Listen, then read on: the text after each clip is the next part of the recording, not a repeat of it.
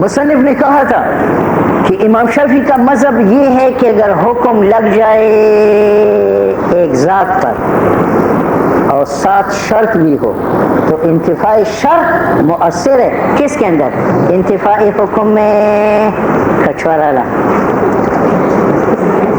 کا مذہب یہ تھا کہ اگر حکم لگ جائے ایک ذات پر اور وہاں شرط کا ذکر ہو تو شرط کی انتفاع سے حکم کا وَمَن لَمْ يَسْتَطِعْ مِنْكُمْ طَوْلًا أَن يَنكِحَ الْمُحْصَنَاتِ فَمِمَّا مَلَكَتْ. تو نکاح مع الامات مشروط ہے بشرط عدم طاقت مع الحرات. تو اگر طاقت مع الحرات ہو تو نکاح مع الامات جائز نہیں. ایک دوسرا یہ کہتا کہ اگر حکم لگ جائے ایک ذات پر اور وہ ذات موصوف ہو جائے ایک صفت کے ساتھ تو اس صفت کا عدم مؤثر ہوگا اس حکم کی عدم میں. من فتیاتکم المؤمنات تو نکاح کا حکم لگا فتیات پر اور وہ موصوف بصفت الایمان ہے تو اگر ایمان نہ ہو فتیات یہودیہ ہے یا عیسائیہ ہے تو نکاح جائز نہیں. اور ہمارے نزدیک نہ انتفاع شرط مؤثر ہے عدم حکم میں نہ انتفاع وصف یعنی سبب مؤثر ہے. کیوں؟ وصف کی 3 درجے ہیں. ایک کا نام ہے شرط، ایک کا نام ہے سبب اس کو وصف بھی کہتے ہیں، ایک کا نام ہے علت. علت سب سے قوی وصف. تو وصف کی کتنے اقسام ہیں؟ 3. ایک شرط، ایک وصف جس کو سبب کہتے ہیں اور ایک علت. ان تینوں اقساموں میں کون سی قسم وصف کی قوی ہے؟ علت. اور اس قوی کا یہ حال ہے کہ اس کے عدم سے حکم کا عدم نہیں آتا. تو جب عدم علت مؤثر نہیں ہے عدم حکم میں تو عدم سبب اور عدم شرط بطریقی اولا نہیں. مثال دیکھو، الزانیۃ والزانی فجلدوا، فجلدوا کا حکم لگا ہے کس کے اوپر؟ زانیون اور زانیتون پر، اور وہ مشتق ہے اور حکم مشتق پر لگ جائے تو مبدا علت ہوتا ہے. تو زنا علت ہے کس کا؟ جلد کا. لیکن زنا کی انتفاع سے جلد کا انتفاع نہیں آتا. ہو سکتا ہے زنا نہ ہو لیکن اس لیے جلد لگا ہو اس نے شراب پی ہے. تو دیکھو زنا نہیں ہے شرابی میں مگر جلد ہے. یا یہ کہ اس نے ظلمن اس کو کوڑے مارے ہیں تو ہم ظلمن اس کو قصاصاً اس کو کوڑے مار رہے ہیں. ہم انہیں سے یہاں جلد ہے اور زنا ہے نہیں. تو جناب علت جو اعلیٰ درجہ ہے وصف کا اس کا عدم مؤثر عدم حکم میں نہیں ہے. تو شرط اور سبب یہ تو معمولی اوصاف ہے، ان کے عدم سے عدم حکم کا بطریقی نہیں آئے گا. وَإِنَّا نَقُولُ ہم کہتے ہیں بِأَنَّ أَقْصَى درجات الوصف کہ اعلیٰ مراتب وصف میں جب وہ وصف مؤثر ہو وہ یہ ہے ان یکون علتان للحکم کہ وہ وصف علت واسطے حکم کی. جیسے الزانی میں زنا علت ہے جلد کا اور السارق میں سرقہ علت ہے قطع کا. ولا اثر للعلت فی النفی بلا خلاف اور اثر نہیں ہے علت کے لیے نفی حکم میں بلا خلاف. اگر زنا نہ ہو تو مولوی صاحب اس سے جلد کا عدم نہیں آتا. ہو سکتا ہے جلد شراب کی وجہ سے یا ظلم کی وجہ سے. اسی طرح اگر سرقہ نہ ہو اسے قطع ید کی نفی نہیں آتی. ہو سکتا ہے سرقہ نہ ہو لیکن میں نے کسی کا ہاتھ ظلمن کاٹا ہو تو میرا ہاتھ کاٹا گیا قصاصاً. اب قطع ید ہے اور سرقہ نہیں. ولو کان شرطاً. اب آؤ یہ 2 مسئلے پہلے گزر چکے تھے کہ اگر اجنبی عورت راستے پر چلتی ہو اور ملنگ نے کہا ان نکحتک فانتی طالقان تو ان نکحتک شرط ہے اور انت طالقان سبب ہے اور وقوع فرقت حکم ہے. تو امام شافعی نے کیا کہا تھا کہ شرط منع کرتی ہے حکم کو وقوع سے، سبب کو سببیت سے نہیں. تو انت طالقان سبب ہے اور اس وقت عورت محل نہیں ہے تو وہ سبب باطل ہوا. تو کل اگر نکاح ہو جائے تو طلاق نہیں پڑے گی. کہا تھا یا نہیں؟ ہمارا مذہب کیا تھا کہ ان نکاح کی یہ شرط ہے اور انت طالقون سبب ہے اور وہ کوئی فرقت حکم ہے. یہ شرط فرقت کو وقوع سے منع کرے گا یا انت طالقون کو سبب سے منع کرے گا؟ تو شرط مؤثر ہے سبب کے اندر. تو جناب اس نے انت طالقون کی سببیت موقوف کر دی اور جب موقوف کر دی تو سبب ہی موقوف عدم محل سے باطل نہیں ہے وہ اب بھی سبب ہے. تو کل جب نکاح کرے گا تو طلاق پڑ جائے گی، اتفاق واقع ہوگا. آیا نہیں؟ ولو کان شرطاً اگر وصف شرط بھی ہو لیکن شرط داخل ہے علی سبب ان کو سببیت سے منع کرتا ہے دون الحکم فمنعه تو شرط نے منع کیا سبب کو اتصال بالمحل سے اور بدون الاتصال بالمحل لا ينعقد سببا وہ سبب نافذ نہیں ہے. ولہذا لو حلف لا يطلق بس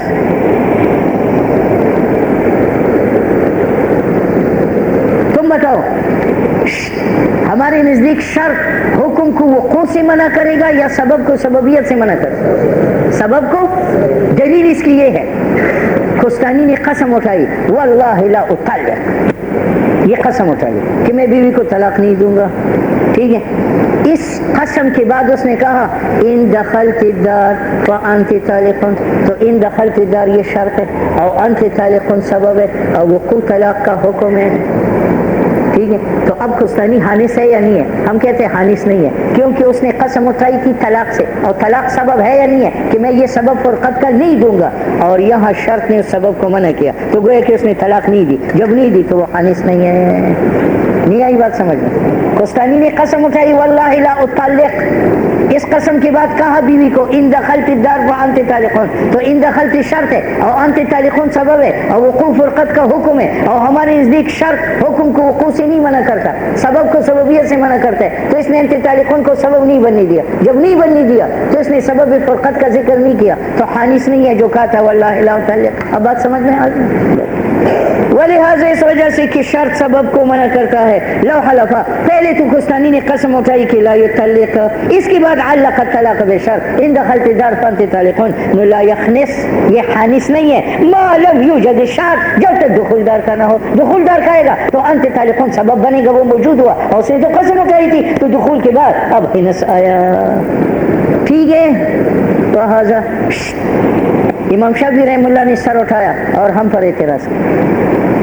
امام شافعی نے کہا تھا یہ شرط ہے اور یہ سبب ہے اور یہ حکم ہے. امام شافعی کہتے ہیں کہ احناف کے نزدیک شرط کس کو منع کرتے ہیں؟ سبب کو، اور حکم کو وقوع سے نہیں منع کرتے. تو امام شافعی بتاتے ہیں میں بتاؤں گا کہ سبب ہوگا وہ حکم کو منع کرے گا، شرط کو منع نہیں کرے گا. جس طرح میں نے یہ عینک آپ پر بیچ دیے 100 روپے پر، بے تو حاضا بے مئتنا ولی خیار، لیکن اس شرط پر کہ مجھے 3 دن تک کا خیار ہے. اب مولوی صاحب یہ بے تو سبب ہے، بے تو سبب ہے، ٹھیک ہے، اور ملک مشتری کا حکم ہے اور خیار شرط ہے، اور تم نے کہا تھا کہ شرط سبب کو منع کرتا ہے، تو چاہیے کہ خیار بیع کو منع کرے جو سبب ہے ملک کا، اور ملک کو منع نہ کرے. اور امام صاحب کہتے ہیں یہ بیع کو منع نہیں کرتا، بیع ہو چکا ہے. کس کو منع کرتا ہے؟ ملک کو. مشتری کا ملک اس میں نہیں ہے. تو دیکھو یہاں خیار ایک شرط ہے اور اس نے ملک کی مشتری کو منع کیا، اور ملک کی مشتری سبب ہے یا حکم ہے؟ حکم ہے. معلوم ہوا کہ شرط حکم کو وقوع سے منع کرتا ہے، سبب کو سببیت سے. تو مصنف اس کا استثناء کرتا ہے کہ ہر شرط مؤثر ہے سبب میں، اس کی سببیت منع کرتی ہے، لیکن ایک شرط ایسی ہے کہ وہ سبب کو نہیں چھیڑتی. کس کو؟ حکم کو. بخلاف خیار شرط کی فی البیع لأن الخیار خیار داخل ہے علی الحکم، جو ملک مشتری ہے اس کا ملک نہیں آتا دون سبب. بات سمجھ میں؟ اب تم بتاؤ یہ بیع سبب ہے، یہ بیع، اور یہ ملک جو ہے یہ حکم ہے مشتری کا، اور یہ کیا ہے؟ خیار، یہ شرط ہے. اب احناف کا مذہب کیا ہے کہ یہ حکم کو وقوع سے منع کرتا ہے، مشتری مالک نہیں ہے، اور بیع کو سببیت سے منع نہیں کرتا، یہ بیع سبب ملتا ہے. یہی وجہ ہے ایک آدمی نے قسم اٹھائی واللہ لا ابیع، میں بیع نہیں کروں گا، اور اس کے بعد بیع کیا بشرط الخیار، تو خیار بیع کو سببیت سے منع نہیں کرتا، تو گویا کہ بیع ہو چکی ہے، جب ہو چکی ہے تو وہ حانث ہو گیا. ولہذا اس وجہ سے کہ خیار ایسی شرط ہے جو حکم کو روکتی ہے. لو حلفا، ایک آدمی نے قسم اٹھائی لا یبیع، اس کے بعد فباع بشرط الخیار یخنس. بات سمجھ میں آ گئی؟ ہاں، یہ پھر پرانی مسئلے کی طرف چلا گیا. ادھر دیکھو، میں نے آپ کو تمہیداً بتایا تھا کہ سبب نافذ ملک چاہتا ہے، اگر ملک نہ ہو باطل ہوتا ہے، اور سبب موقوف ملک نہیں چاہتا تو محل نہیں چاہتا، اگر محل نہ ہو تو وہ باطل نہیں ہوتا. اب آؤ، اجنبی عورت جا رہی تھی، فقیر نے کہا ان نکاح تو کی فانت طالقون، تو ان نکاح تو کی شرط ہے اور انت طالقون سبب ہے اور وقوع فرقت کا حکم ہے. یہ ان نکاح تو کی نے کس کو منع کیا؟ سبب کو سببیت سے. تو آج اگر محل نہیں، عورت اجنبیہ ہے، یہ محل چاہتا بھی نہیں ہے، کل جب نکاح کرے گا تو محل آیا، اس نے آنکھ کی کھولی تو طلاق پڑ گئی.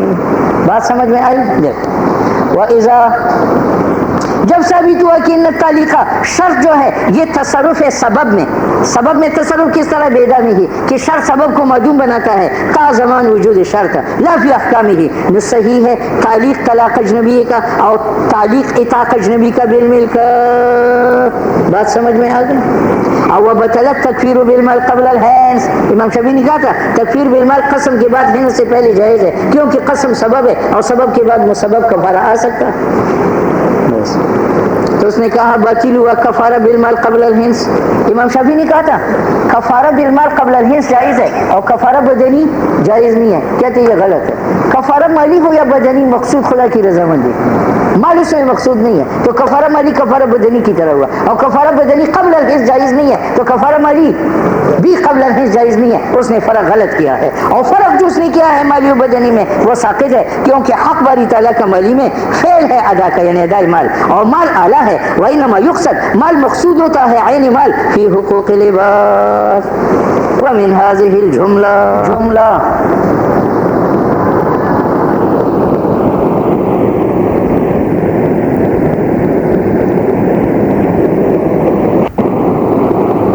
ایک نص مطلق ہے اور ایک نص مقید ہے. ٹھیک ہے یہ دونوں جب نازل ہوتے ہیں تو اس میں 4 احتمالات ہیں یا نص مطلق و مقید ایک حادثہ اور ایک حکم میں وارد ہوں. حادثہ بھی ایک ہے اور حکم بھی ایک ہے. وہاں اتفاق ہے کہ مطلق کا حمل مقید پر ہوگا.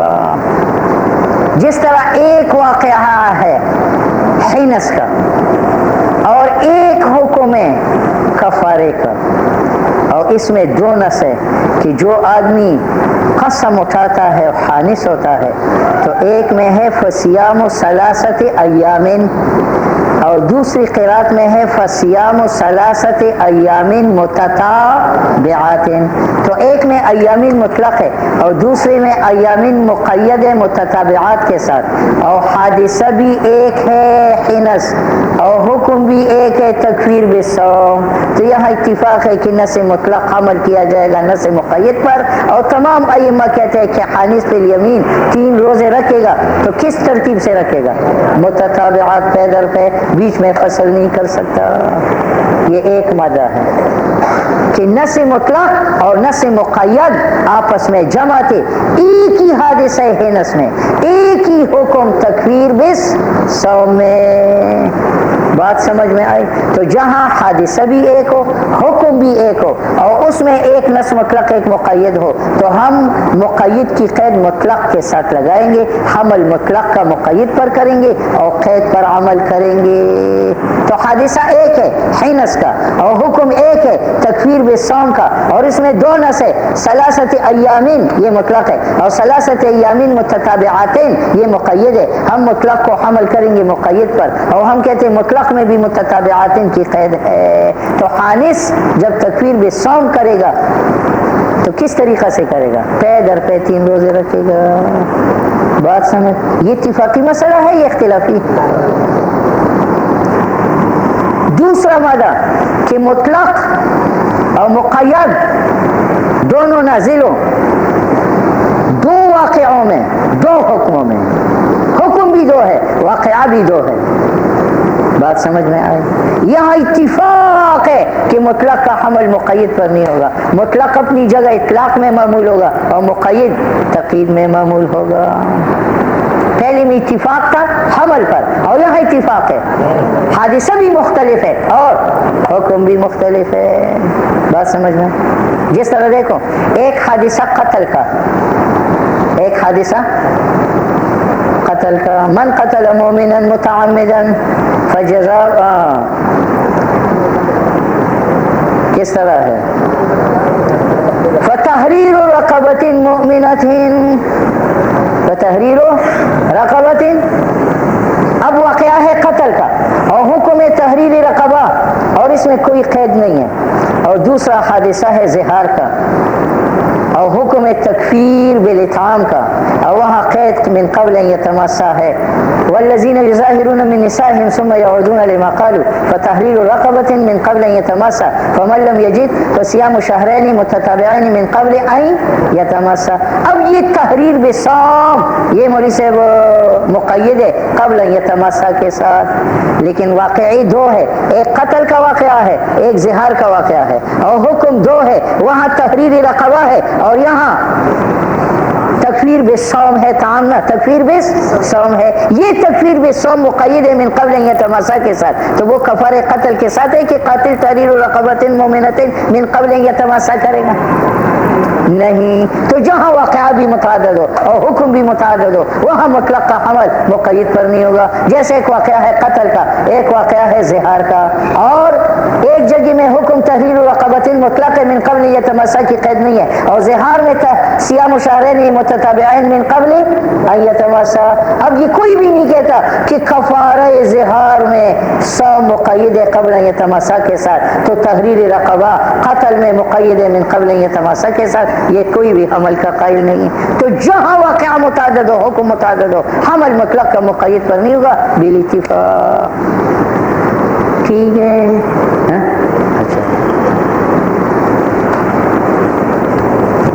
تیسرا مادہ کہ حکم ایک ہو، حکم ایک ہو لیکن حادثہ متعدد ہو۔ جیسے ایک حادثہ قتل کا ہے اور ایک حادثہ زہار کا، اور دونوں کا حکم ایک ہے تحریر رقبۃ، لیکن قتل میں مقید ایمان کے ساتھ اور زہار میں مقید ایمان کے ساتھ نہیں، فتحریر رقبۃ۔ تو امام شافعی یہاں حمل مطلق کا مقید پر کرتا ہے کہ مظاہر آدمی بھی کون سا عبد آزاد کرے گا جو مومن ہے، اور ہم حمل مطلق کا مقید پر نہیں کرتے۔ حکم اگرچہ تحریر رقبہ ایک ہے لیکن حادثہ متعدد ہے۔ ہم کہتے ہیں کہ مظاہر آدمی کافر کو بھی، عیسائی یہودی کو آزاد کر سکتا ہے، اس مادہ میں اختلاف۔ چوتھا اس کا عکس ہے کہ حادثہ ایک ہو، حکم مختلف ہو، حادثہ حکم مختلف ہو۔ یہ استاد جی کی بیوی ہے، اس نے زہار کیا اس کے ساتھ، عملی سے اس میں ایک حکم ہے تحریر رقبہ اور صیام کا، یہ دونوں مقید ہے من قبل یتمسا کے ساتھ، اور ایک حکم ہے اطعام کا، وہ مطلق ہے۔ تو امام شافعی فرماتے اطعام بھی مقید ہے من قبل یتمسا کے ساتھ، اور امام صاحب کہتے ہیں کہ وہ مقید نہیں ہے۔ اگر 30 مسکینوں کو کھانا کھلایا اور یہاں سے دھماکہ کیا، 30 کو بعد میں کھلایا تو ادا ہو جاتا ہے۔ کتنی مادے ہو گئے؟ پہلا مادہ یہ تھا کہ حادثہ ایک اور حکم بھی ایک، وہاں بھی اتفاق حمل ہے۔ دوسرا یہ کہ حادثہ متعدد اور حکم متعدد، وہاں بھی اتفاق حمل نہیں ہے۔ تیسرا یہ ہے کہ حادثہ متعدد حکم ایک ہے۔ چوتھا یہ ہے کہ حادثہ ایک ہے حکم متعدد ہے۔ ان دو میں امام شافعی حمل مطلق کا مقید پر کرتے ہیں، ہم کہتے ہیں وجوہ فاسدہ میں سے، اور ہمارے نزدیک حمل مطلق کا مقید پر نہیں ہوگا۔ ومن هذه الجملہ، اور وجوہ فاسدہ میں سے ماں وہ ہے جو شاہ صاحب نے کہا ان المطلق محمول علی المقید، کہ نص مطلق کا حمل مقید پر ہوگا۔ وَإِن كَانَا فِي حَادِثَتَيْن، اگرچہ دونوں حادثتین میں ہو، تو اگر حادثہ واحد میں ہو وہاں تو بطریق لا حمل ہوگا۔ جیسے کفارہ قتل کا اس میں قیدی ایمان ہے، اور باقی کفارہ زہار اس میں قیدی ایمان نہیں۔ قیدی ایمان زیادت وصف ہے جو جاری ہے بجائے شرط کے، وَيُوجِبُ نَفْيَ الْحُكْمِ، تو یہ واجب کرے گا بطلان کفارے کا، تحریر کا، عند عدم الایمان منصوصاً علیہ میں جو کفارہ قتل کا ہے، اور نظیر کفارات میں، کیونکہ یہ سب جنس واحد ہے۔ اور ہمارے نزدیک لا يحمل المطلق على المقید، وَإِن كَانَ، اگرچہ وہ ایک حادثہ میں ہو، بعد ان یکون فی حکمین، جبکہ حکمین ہو۔ تو دیکھو کفارہ صیام اس میں من قبل یتمسا ہے، اور کفارہ اطعام میں من قبل ان یتمسا نہیں ہے، تو حمل نہ کرو۔ کیوں؟ لامکان العمل بہما۔ اب بات سمجھ میں آ گئی؟ امری سے اگر آپ کفارہ بالصوم ادا کرتے ہیں تو قبل یتمسا شرط ہے، اور اگر اطعام کی شکل میں ادا کرتے ہیں تو شرط نہیں ہے۔ اگر آپ نے 30 مسکینوں کو کھانا کھلایا تھا اور درمیان میں بیوی سے مباشرت کی تو وہ باطل نہیں ہوا، بس باقی 30 کو کھلاؤ، بات ختم ہے۔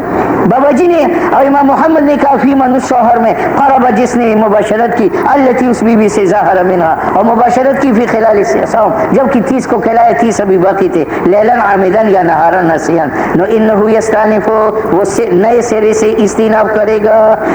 اچھا صوم میں اولو قربها فی خلال الاطعام، 30 کو کھلائے تو 30 باقی تھے اور جمع کیا، لم یستانف. کیوں؟ اس لیے کہ کفارے کو خالی کرنا جمع سے یہ صیام میں ہے نہ کہ طعام میں. لأن شرط الاخلاء، شرط کفارے کا خالی کرنا للمسیح جمع سے، یہ من ضرورت شرط تقدیم علی المسیح، کہ وہ کفارہ مسیح سے پہلے ہے من قبل یتمسا، اور یہ منصوص علیہ ہے اعتاق میں فتحریر رقبۃ من قبل یتمسا، اور صیام میں صیام شہرین متتابعین من قبل یتمسا دون الاطعام فمن لم یستطع فاطعام 60 مسکینا. یہاں من قبل یتمسا کی قید نہیں ہے. بات سمجھ میں آ گئی؟ یہ تو مطلق اور قید تھی آیات میں، نصوص میں، احکام میں. اگر اسباب میں مطلق و مقید آ جائے، ایک سبب مطلق ہے ایک مقید ہے، تو وہاں حمل ہوگا یا نہیں؟ امام شافعی کہتے ہیں وہاں بھی حمل ہوگا، ہمارے نزدیک حمل نہیں ہوگا. اس کی مثال کہ سبب ایک مطلق ایک مقید ہے. حضور نے فرمایا ادو عن کل حر و عبد، تم صدقہ فطر ادا کرو ہر حر کی طرف سے، ہر عبد کی طرف سے. اب عبد یہاں مطلق ہے، خواہ وہ مومن ہو یا کافر ہو، وہ صدقہ سبب ہے وجوب صدقہ فطر کے. اور دوسری حدیث میں ہے ادو عن کل حر و عبد مؤمنین، یہاں عبد مقید ہے. تو امام شافعی فرماتے ہیں کہ اگر آپ کا عبد مومن ہے تو کفارہ دو، صدقہ فطر دو، اور اگر کافر ہے تو اس کا صدقہ فطر نہیں ہے. ہماری نزدیک کافر کا صدقہ فطر بھی ادا کرنا پڑے گا مالک کو، اور مومن کا بھی.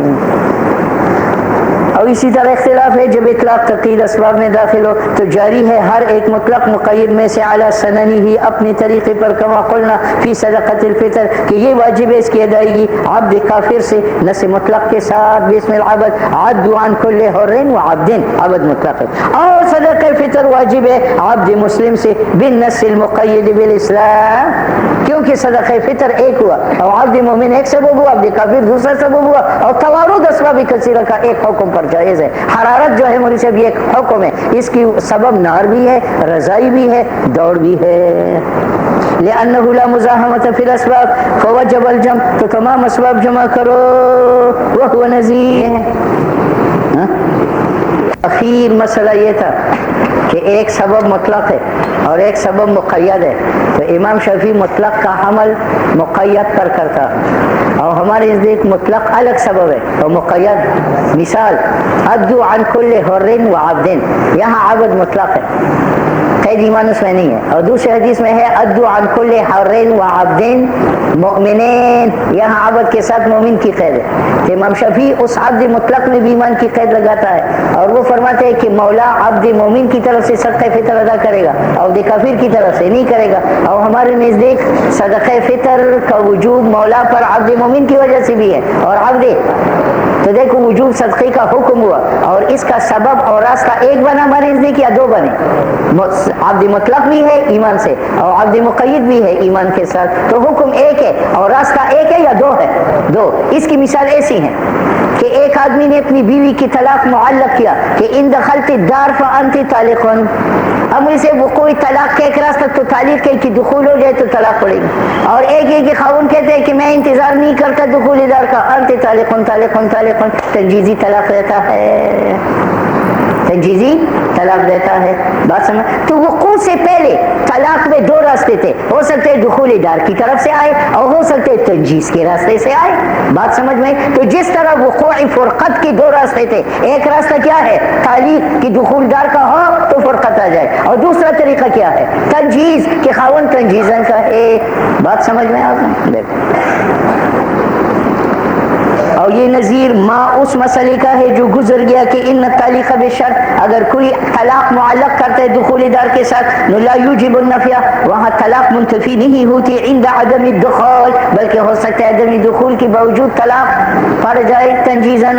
فصار الحکم الواحد، تو وہ فرقت جو ہے بیوی کا قبل وجودی ہی واقع ہونے سے پہلے معلق بھی ہے بشرط و مرسلت، اور آزاد بھی ہے شرط سے جو تنجیزن ہے. لأن الارسال، کیونکہ ارسال اور تعلیق متنافی ہے وجوداً، یعنی یہ نہیں ہو سکتا کہ طلاق کا وجود تنجیز سے بھی آئے اور تعلیق سے بھی آئے، لیکن وجود سے پہلے، وجود طلاق سے پہلے دو راستے ضرور ہے. ہو سکتا ہے طلاق کو وجود ملے تنجیز سے، ہو سکتا ہے طلاق کو وجود ملے تعلیق سے.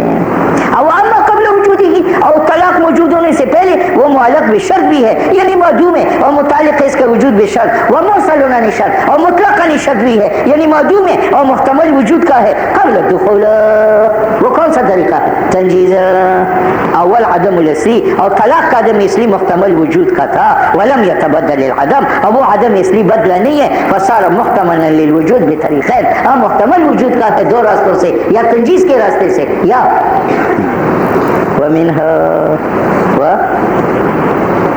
سنو بھائی، وجوہ فاسدہ میں سے ایک یہ ہے کہ امام شافعی رحمہ اللہ فرماتے ہیں کہ اگر ایک لفظ عام بھی ہو، ایک لفظ عام بھی ہو لیکن اس کا سبب خاص ہو تو وہ لفظ عام کا حکم عام نہیں ہوگا بلکہ خاص ہوگا، اور ہمارے نزدیک سبب کی خصوصیت لغو ہے، سبب خاص ہو یا عام ہو، جب لفظ عام ہوگا تو اس کا حکم کیا ہوگا؟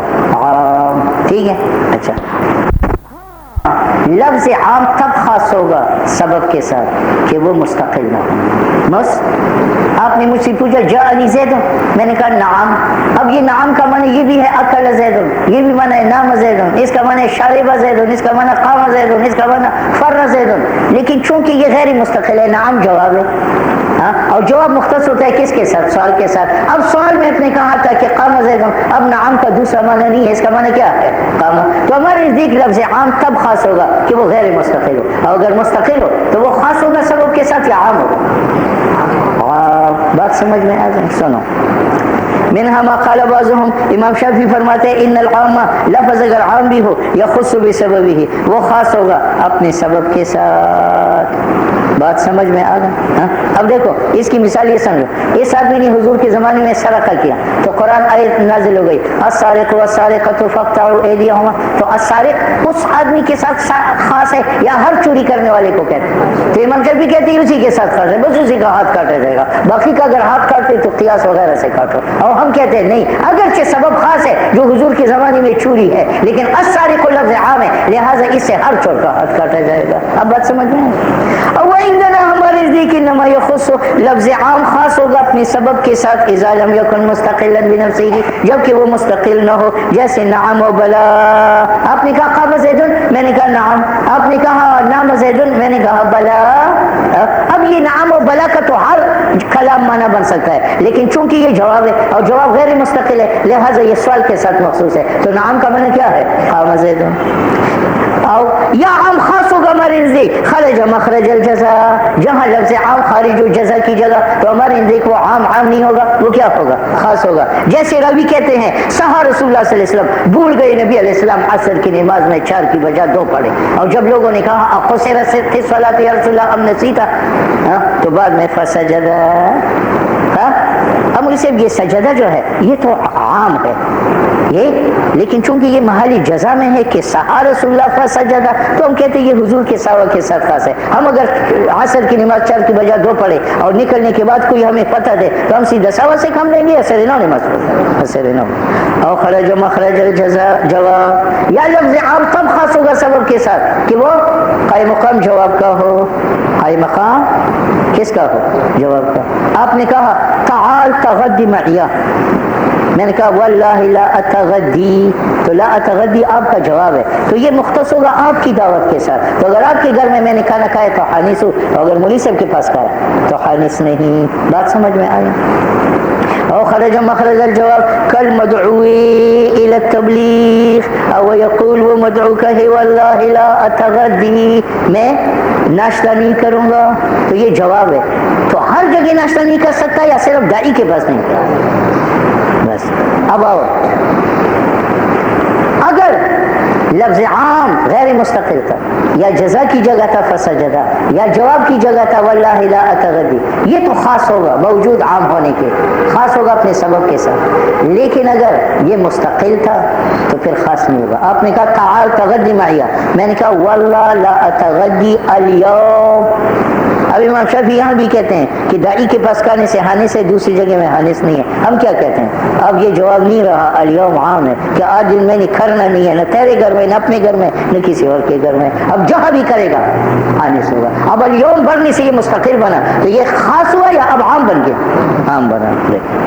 اما اذا زاد على قدر الجواب، اگر مدعو قدر جواب پر زیادت کرے اور کہے واللہ لا اتغدی اليوم، یہ محل خلاف ہے امام شافعی کے ساتھ، تو ہمارے ذکر یسیر و مبتدئ، یہ کلام مستقل ہے. کیوں؟ تاکہ ہم اپنے آپ کو بچائے الغاء زیادت سے اليوم کا لفظ لغو نہ بنے. اچھا، وجوہ فاسدہ میں سے یہ ہے، امام شافعی کہتے ہیں کہ یہ لفظ جب اس کے ساتھ مقارن ہو جائے تو جو حکم اس کا ہے وہ اس کا بھی ہے. یہ لفظ جب اس کے ساتھ مقارن ہو جائے تو جو حکم اس کا ہے، جس طرح آت و زکات مقارن ہے اقیم الصلاۃ کے ساتھ. ہاں تو امام شافعی رحمہ اللہ فرماتے ہیں کہ سبھی پر صلاۃ نہیں ہے تو سبھی پر زکات بھی نہیں. یہ قران اتصال آت و زکات کا ہے اقیم الصلاۃ کے ساتھ، تو جہاں جہاں صلاۃ نہیں ہے وہاں وہاں زکات بھی نہیں. ٹھیک ہے، ہم بھی کہتے ہیں کہ سبھی پر زکات نہیں ہے، لیکن نہ اس وجہ سے کہ اس پر صلاۃ نہیں ہے، بلکہ ہم کہتے ہیں اس وجہ سے زکات نہیں ہے کہ اس کا مال نامی نہیں. بات سمجھ میں آیا؟ ومنها وجوہ فاصلہ میں سے ما وہ ہے جو کہا ہے امام شافعی نے کہ ان القران فی النظم، دو لفظیں جب لفظ میں جمع ہوتے ہیں یوجب القران فی الحکم، تو وہ محل میں بھی متحد ہوگی. جیسے قول امام شافعی کا اللہ کے قول میں اقیم الصلاۃ وآتوا الزکات کہ ان القران زکات کے اجتماع صلاۃ کے ساتھ موجب ہے اللہ تجب الزکات علی السبی، کہ زکات واجب نہ ہو جائے کس کے اوپر؟ سبھی کے اوپر. کیوں کہ ان پر صلاۃ نہیں ہے. ہمارے نزدیک بھی سبھی پر زکات نہیں ہے، لیکن اس وجہ سے نہیں کہ صلاۃ نہیں ہے، بلکہ اس وجہ سے کہ مال نامی نہیں. قالو ابو دلیل پیش کرتے ہیں کہ لأن العطف زکات کا عطف تقاضا کرتا ہے کس کا؟ مشارکت کا، اور مشارکت کس میں ہے کہ سبھی پر صلاۃ نہیں تو زکات بھی نہیں. اور انہوں نے قیاس کیا ہے بالجملۃ الناقصہ اذا عطفت علی الکاملہ. دیکھو زید قائم وعمر، تو یہ عمر جملہ ناقصہ ہے، یہ عطف ہے جملہ کاملہ کے اوپر، تو عمر زید کے ساتھ قیام میں شریک ہے یا نہیں ہے؟ لیکن مصنف کہتے ہیں ھذا فاسد، یہ کیا ہے؟ عمر تو اس لیے زید کے ساتھ قیام میں شریک ہے کہ عمر کا حکم وہاں ذکر نہیں ہے، اور اتو زکات کا حکم تو ذکر ہے. اتو امر ہے، انتو فاعل ہے، زکات مفعول ہے. پھر اپنے فاعل اور مفعول سے مل کر یہ جملہ فعلیہ تام ہے. جب تام ہے تو اس میں اتو زکات کے ساتھ مقارنت کی کیا ضرورت ہے؟ لأن شرکت حکم میں واجب ہے فی الجملۃ الناقصہ، جملہ ناقصہ میں. کیوں؟ لافتقارها، جملہ ناقصہ محتاج ہے الی ما اس قید کو یتم به، لیکن اذا تم بنفسه، جب اتو زکات تام ہے خود، لم تجب شرکت واجب نہیں ہے. ہاں حکم کے علاوہ اگر کسی قید میں محتاج ہے اس میں شرکت کرو، الا فيما يفتقر الیہ. یہی وجہ ہے کہ آدمی اپنی بیوی کو کہتا ہے ان دخلت دار فانت طالق وعبدی حران. اب دیکھو یہ عبدی حران عطف ہے انت طالقون کے اوپر، اور عبدی حران حکم کے لحاظ سے جو ریت ہے وہ تو تام ہے، لیکن شرط کے لحاظ سے ناقص ہے جو دخلت دار ہے. تو یہ اگرچہ مقارن عورت کے ساتھ طلاق میں نہیں ہے، لیکن عورت کے ساتھ مقارن ہے دخول دار میں. یعنی جس طرح طلاق مرئی کا دخول دار پر موقوف ہے تو عتق عبد کا دخول دار پر موقوف. ہم کہتے ہیں کہ ان العتق عتق متعلق ہے بشرط. کیوں؟ عبدی حرون میں دو اعتبار ہے، ایک حکم جو حریت ہے اور ایک تعلیق. حکم کے لحاظ سے تو یہ کیا ہے؟ کامل ہے. تو حکم میں انت طالقون کے ساتھ شریک نہیں ہے کہ انت پر طالقون واقع ہے تو عبدی پر بھی طالقون واقع نہیں طالقون میں اشتراک نہیں. اور ان دخلت دار میں عبدی حرون ناقص ہے تو اس میں انت طالقون کے ساتھ شریک ہے. لأنه عبدی حرون فی حق الشرط قاصرنا. یہ فصل ہے امر کے بیان میں کہ امر کس کو کہتے ہیں. اب متن کے اوپر اعتراض ہے کہ آپ نے امر کی بحث شروع کر کے خروج عن البحث کی. بحث تو ہماری تھی قرآن میں اور قرآنی اقسام میں کہ کہ خاص ہے، عام ہے، مشترک ہے، معول ہے، حقیقت ہے، مجاز ہے، صحیح ہے، کنائی ہے، ظاہر، نص، مفسر، محکم، خفی، مجمل، متشابہ، اور عبارت الناس، دلالت الناس، اشارت الناس، اقتضاء الناس. تو بحث تو ہماری قرآن میں تھی اور قرآن اقسام میں تھی. آپ نے وہ بحث چھوڑ کر امر میں شروع کیا تو خروج عن البحث آیا. تو مصنف کہتے یہ خروج من البحث نہیں ہے، وهو من قبیل الوجه الاول. یہ امر جو ہے یہ تقسیم اول کی قبیل سے ہے، خاص عام مشترک اول. اس پر اعتراض آیا کہ تقسیم اول میں تو 4 قسم تھے، خاص عام مشترک معول، اور آپ نے تقسیم اول کا حوالہ دیا اور وہ مبہم ہے، اس میں کون سی قسم ہے؟ تو مصنف نے کہا من القسم الاول، تقسیم اول کے اندر قسم اول. قسم اول کون سا؟ خاص. مما ذکرنا من الاقسام. اب بات سمجھ میں آ گئی؟ اب اس نے دعویٰ کیا کہ امر تقسیم اول کی قسم اول ہے.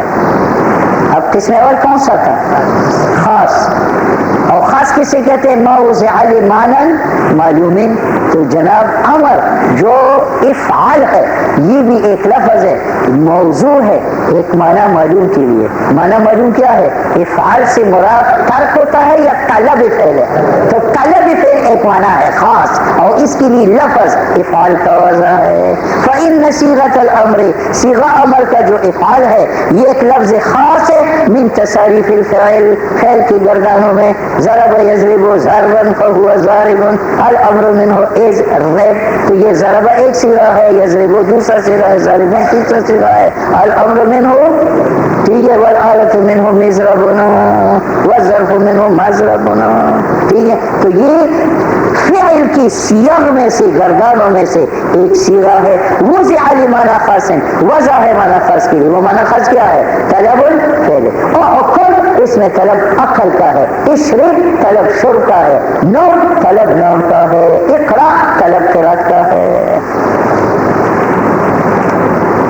اب سنو بھائی، امر سے جو حکم ثابت ہوتا ہے وہ فرض ہوتا ہے، واجب ہوتا ہے، مستحب ہوتا ہے. ٹھیک ہے، تو بعض لوگوں کا مذہب ہے کہ امر استحباب کے لیے، ایک مذہب. دوسرا مذہب یہ ہے کہ امر وجوب کے لیے ہے، امر سے حکم واجب ہوگا. اگر قرینہ استحباب کا تھا تو پھر استحباب کے لیے ہوگا. ٹھیک ہے. تیسرا امر یہ ہے کہ اگر امر قبل المنع تھا تو وہ اباحت کے لیے ہے، اور اگر قبل الاباحت نہیں تھا تو وہ کس کے لیے ہے؟ وجوب کے لیے. بات سمجھ میں؟ تو امر میں اختلاف ہے. بعض کہتے ہیں کہ امر کا حکم صرف مستحب ہوگا. ٹھیک ہے، میں نے کہا کل تو کانا مستحب ہوا. دوسرا مذہب یہ کہ امر کا حکم واجب ہوگا، اور اگر قرینہ استحباب کا تھا تو وہاں مستحب ہوگا. ٹھیک ہے. بعض لوگوں نے کہا ہے کہ امر یا منع کے بعد ہوگا یا نہیں. اگر منع کے بعد تھا تو وہ استحباب کے لیے، اور اگر منع کے بعد نہیں تھا تو وہ وجوب کے لیے. اقیم الصلاۃ یہ امر ہے، اور منع کے بعد بھی تیری نماز منع نہیں تھی تو یہ واجب ہے. اور اگر امر بعد منع تھا تو وہ استحباب کے لیے ہے. جیسے احرام میں انسان منع ہوتا ہے شکار کرنے سے، اور پھر اللہ نے فرمایا اذا حللتم فاصطادوا. اب فاصطادوا امر آیا ہے لیکن منع کے بعد آیا ہے تو اصطیاد واجب نہیں ہے، وہ کیا ہے؟ مستحب ہے. کتنے مذہب ہو گئے؟ ہمارا مذہب یہ ہے کہ امر وجوب کے لیے ہے الا کہ قرینہ استحباب کا ہو، اور امر وجوب کے لیے ہے اور قبل المنع ہو یا بعد المنع ہو. یہ منع ہے. وموجبہ، اور موجب حکم امر کا جمہور کی نزدیک الالزام وجوب حکم کا ہے الا بدلیل، اگر دلیل اباحت استحباب کا ہو. اور امر بعد الحظر بعد المنع وقبل المنع سواء برابر ہے. بات سمجھ میں آئی؟ یہ بات ختم ہے. دوسرا مسئلہ کہ جب میں آپ کو کہوں قم، تو اس قم کہنے سے آپ پر ایک بار قیام واجب ہے یا بار بار؟ تو امام شافعی کا مذہب یہ ہے کہ امر تقاضا تکرار کا کرتا ہے. جب اللہ نے ایک بار کہا اقیموا الصلاۃ تو بس ایک امر ہوا تھا، ہم بار بار نماز پڑھتے ہیں تو امر مقتضی تکرار کا ہے. احناف کا کا مذہب یہ ہے کہ امر مقتضی تکرار کا نہیں ہے. اقیم الصلاۃ سے بس پہلی نماز واجب ہوگی، یہ باقی نمازیں جو واجب ہے یہ قیاس و اسباب سے ہے. یعنی نماز چونکہ مختص بالوقت تھا اور اللہ نے پہلے وقت میں کہا تھا اقیم الصلاۃ، تو جو وہ وقت آتا ہے وہ امر کو ساتھ لوٹاتا ہے، جو وہ وقت آتا ہے تو امر کو ساتھ لوٹاتا ہے. تو ہر نماز جدید امر سے ثابت ہے، نہ کہ امر اول سے ثابت ہے. تو ہمارے نزدیک امر مقتضی تکرار کا نہیں ہے، اور امام شافعی کے نزدیک مقتضی تکرار کا ہے. امام شافعی پر رد کرتا ہے ولا موجب له فی التکرار، اور اس کا تقاضا تکرار میں نہیں ہے. ولا یحتملہ نزول محتمل ہے تکرار کا. ٹھیک ہے، اور کیوں؟ دلیل ہماری یہ ہے کہ امر مخفف من المطول، اور مطول میں تکرار نہیں ہے، تو مخفف میں بھی تکرار نہیں ہے. دلیل کیا ہے کہ امر مخفف ہے مطول سے یہ صغرا، اور مطول مقتضی تکرار کا نہیں ہے یہ کبرا. تو امر مقتضی تکرار کا نہیں ہے. صغرا کی دلیل کہ یہ مخفف ہے مطول سے، تو دیکھو اضرب امر ہے اور یہ مخفف ہے اطلب منک ضربا، اور یہ مطول ہے. تو اضرب مخفف ہوا، مطول سے اطلب منک صغرا ثابت ہوا. اور مطول مقتضی تکرار کا نہیں ہے. جب میں آپ کو کہتا ہوں اطلب منک الاکلا، میں تم سے طلب کرتا ہوں کہ کچھ کھلاؤ، تو آپ بار بار کھلائیں گے یا ایک بار کھلائیں گے؟ تو جب مطول میں نہیں تھا تکرار تو مخفف میں بھی نہیں ہے. یہ معنی اس قول کا لأن لفظ الامر، کیونکہ اضرب صیغۃ اللفظ اختصرت، جو مختصر بنایا گیا ہے، یہ معنی اپنے معنی کے لیے. اور کس سے مختصر بنایا گیا ہے؟ من طلب فعل، اضرب مخفف ہے اطلب منک الضرب، لیکن لفظ فعل کا جو اطلب منک الضرب ہے وہ تو فرد ہے، فلا يحتمل الحدث، اس میں احتمال تکرار کا نہیں ہے. تو اس مخفف امر میں بھی احتمال تکرار کا نہیں. بات سمجھ میں؟ اب امر میں تکرار ہے نہیں، تو استاد صاحب اپنی اس بیگم کو غصہ ہوا اور کہنے لگا طلیقی نفسکم. اب طلیقی امر ہے اور امر میں مقتضی تکرار نہیں ہے، تو اگر استاد نیت دو کا ہو تو دو واقعی نہیں ہوگی، کیونکہ دو تکرار ہے اور طلیقی امر ہے، اور امر محتمل تکرار کا نہیں ہے. ولہذا اس وجہ سے کہ امر محتمل تکرار کا نہیں ہے، قلنا ہم کہتے ہیں فی قول الاستاذ لبیگمہ طلیقی نفسک، تو ہم کہتے ہیں انہو یقال الواحدہ، یہاں ایک طلاق پڑی گی، ولا تعمل نیت الاثنین، اور اگر یہ اثنین کی نیت کرے تو اس کا اعتبار نہیں ہے. کیوں؟ لأنہ نیت التکرار. ہاں اگر اس کی بیوی میری لونڈی تھی اور اس نے کہا طلیقی نفسک اور نیت دو کی تو پھر دو واقع ہوتی ہے. کیوں؟ لونڈی کی کل طلاق کیا ہے؟ اور دو بحیثیت مجموعی دو ہے یا ایک ہے؟ ایک ہے، اس لیے وہ واقع ہوتی ہے. الا ان تكون المرأة اماتان لان ذلك جنس ثلاثها، کیونکہ دو مجموعہ ہے طلاق کا، فصار من هذا الجنس واحد، اس تعویل کی وجہ سے وہ دو ایک بنے. سنتے ہو؟ اب بھائی امر کی دو قسم ہیں، ایک موقت اقیم الصلاۃ، تو یہ تو تقاضا وجوب صلاۃ کا فی الفور وقت میں کرتا ہے، اور ایک امر مطلقاً الوقت ہے آت الزکات. تو یہ زکوٰۃ کا وجوب فی الحال نہیں کرتا، اس سال کی زکوٰۃ آپ 20 سال بعد بھی دے سکتے. اب جو صدقۃ الفطر یہ امر ہے مطلقاً الوقت، تو ضروری نہیں ہے کہ آپ اس سال کا صدقہ فطر اس سال دے دیں، آپ 20 سال بعد دے دیں بشرطے کہ فوت نہ ہو جائے. تو جو امر مطلقاً الوقت ہو وہ موجب مامور بھی کا فی الحال نہیں ہے، اس مامور بھی کی ادائیگی میں تاخیر جائز ہے، اب وہ قضا نہیں ہوگا. جو امر مطلق وقت سے، جیسے امر بالزکات آتوا الزکات، یا امر بصدقۃ الفطر ادوا صدقۃ الفطر، یا امر بالعشر، یا امر بالکفارات، یا امر بالقضاء رمضان فعدۃ من ایام اخر، یا نذر مطلق للہ علی ان الصوم، صوم مطلق ہے جو لا یوجب الاداء، یہ ادا مامور بھی کا واجب نہیں کرتا فی الفور مذہب صحیح میں. اور جو مقید بالوقت ہے انواع، اس کی 3 قسم ہے مسلم میں پڑھ چکے ہیں. جو مامور بھی